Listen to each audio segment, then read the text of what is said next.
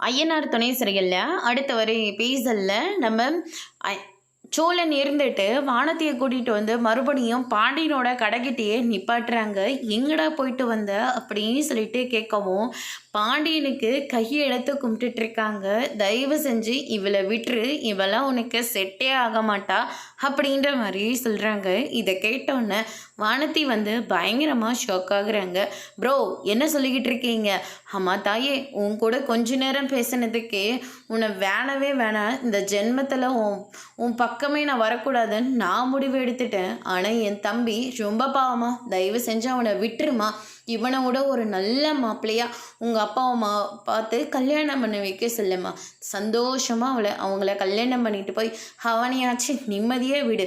பேசி பேசி அவனை கொன்னுடாத அப்படின்ற மாதிரி சொல்லிட்டு இருக்காங்க. டே என்னடா ஆச்சு? ஐயோ பொண்ணாடா இவ, வாயடா அது அப்படின்ற மாதிரி சொல்லிக்கிட்டு இருக்காங்க.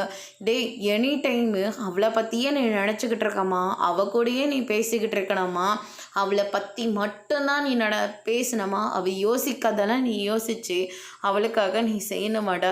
சத்தியமாக முடியாதடா யாராலையுமே இது அப்படின்னு சொல்லிட்டு நம்ம சோழன் வந்து சொல்லிக்கிட்டு இருக்காங்க.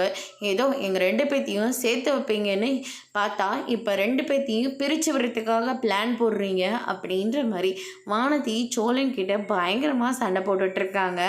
அதோட இன்னைக்கான பிரம்ம முடிச்சிருக்காங்க. இனி ஐயனார் துணையில் அடுத்தடுத்து என்னெல்லாம் நடக்க போகுதுன்றதை வெயிட் பண்ணி பார்க்கலாம். தேங்க்யூ.